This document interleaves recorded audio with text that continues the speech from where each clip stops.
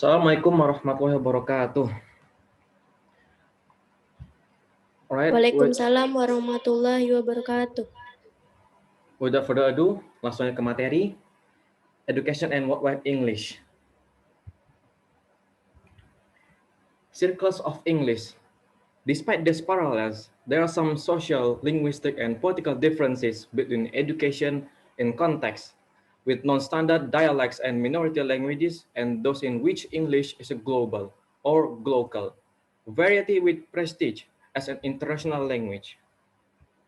Ada perbedaan sosial, bahasa, dan politik antara pendidikan dalam konteks yang menggunakan dialek non-standar dan bahasa-bahasa minoritas dengan variasi bahasa Inggris secara global atau global, global plus lokal, dengan kewibawaan sebagai bahasa internasional.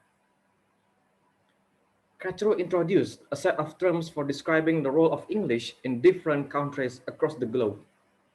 The inner circle is described as regions in which English is used for almost all functions by the majority of the population.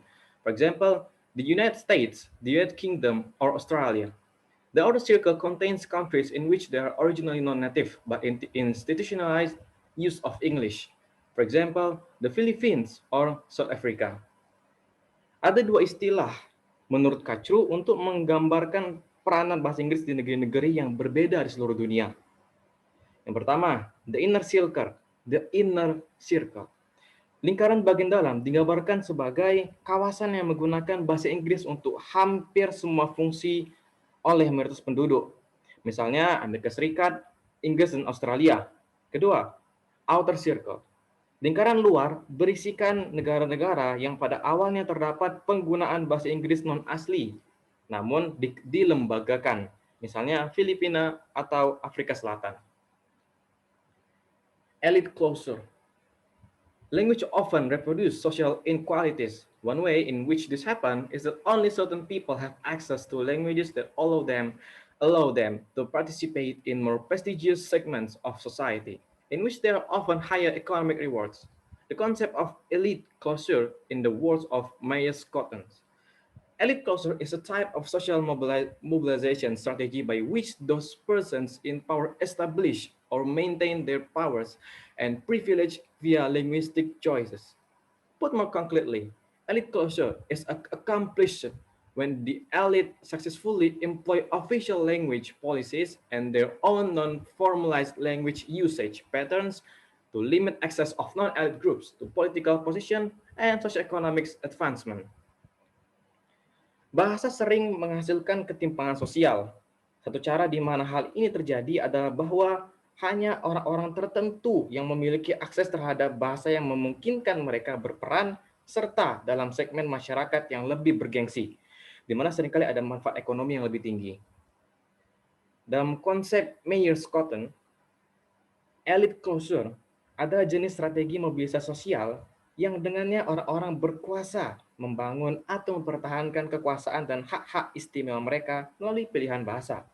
Lebih konkretnya lagi, penutupan elit tercapai ketika elit berhasil menetapkan kebijakan bahasa resmi dan pola penggunaan bahasa mereka sendiri yang tidak formal untuk membatasi akses kelompok non-elit ke posisi politik dan kemajuan sosial ekonomi. Next, Mary Cotton used this concept in her work in Africa, where colonial languages are spoken by a minority of the population and limiting participation in higher education and government to those who speak those languages is an effective gatekeeping measure. The elite language can be any language, but in this section, we'll focus only on situations in which English is the elite language.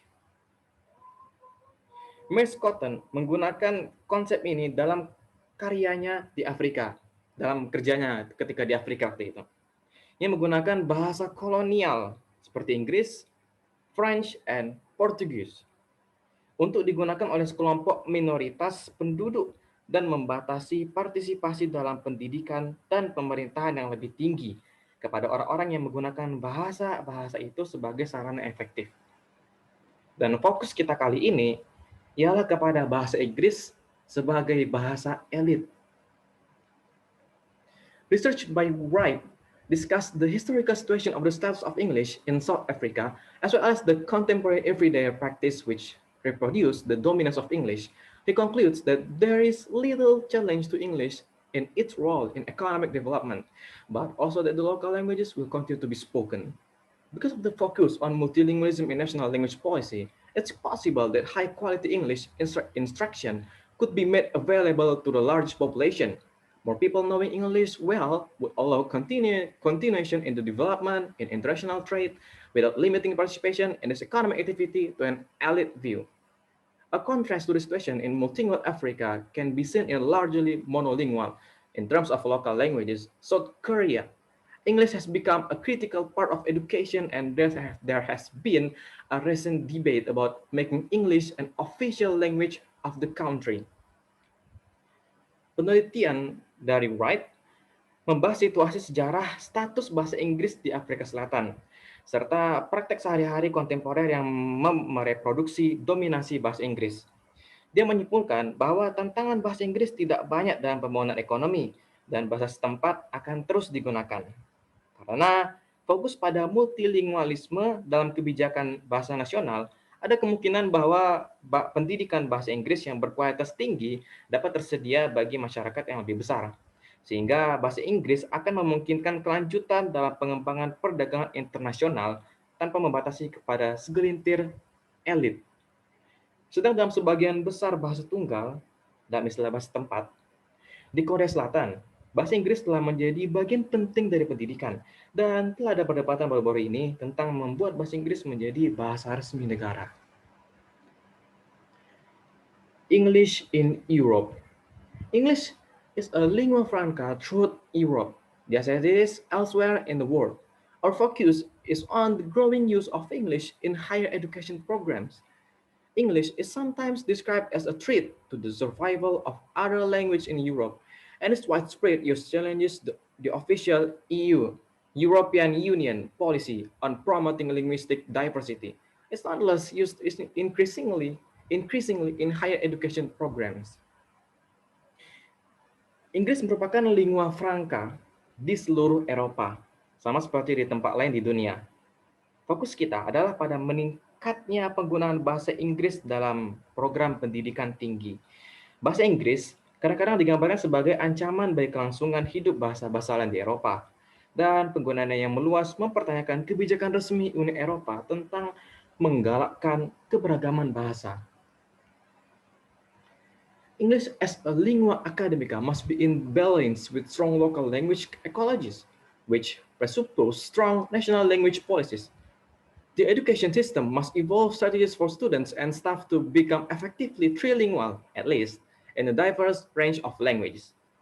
The rhetoric of English as a threat is certainly present in the society as a whole and was voiced by the participants in their research, but wasn't the dominant perspective, although 30 to 40% of the students responded that they felt English was a threat to Swedish in terms of the domains of use.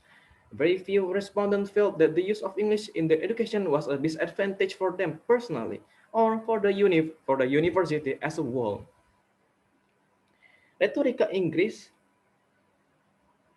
sebagai ancaman tentu hadir dalam masyarakat secara keseluruhan dan disuarakan oleh peserta dalam penelitian mereka, tetapi bukan sebagai perspektif yang dominan.